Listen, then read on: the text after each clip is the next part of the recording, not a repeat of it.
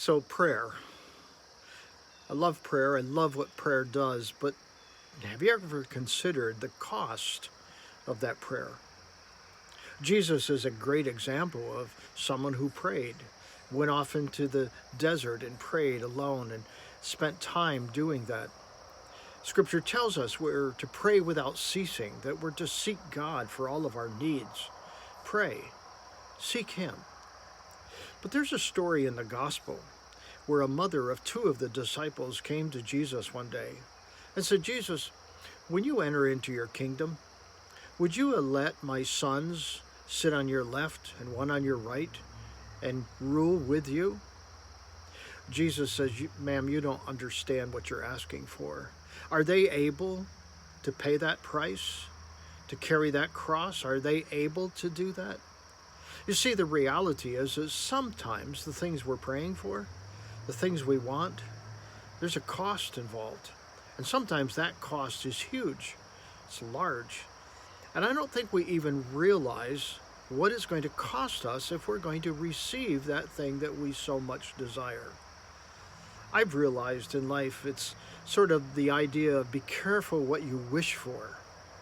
Remember, Scripture also says that if you lack patience, pray for it. And we joke about that because, well, you'll be tested. You'll be given opportunities in order to grow.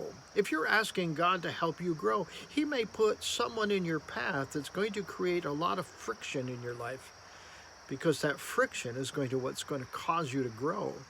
The problem is we don't think about it that way. When we're praying for it, we just think it's going to be easy. It's not always easy. If you're paying for patience or an anger issue or anything, there may be things that come into your life that's going to help you and sharpen you and, sand off the rough edges. But it's going to hurt. It's going to be hard. It's not going to be like easy street. Just as the mother didn't realize that putting her sons in that place, well, that was going to mean a cross. That was going to mean a hardship. That was going to mean difficulties.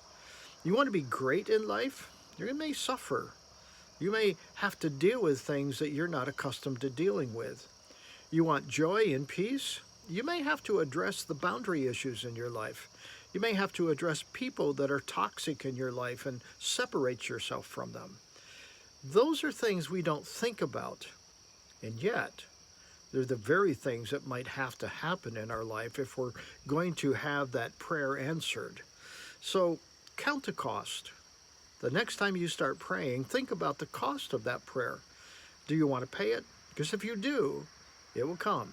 Hey, think about that today, would you? Until next time, God bless.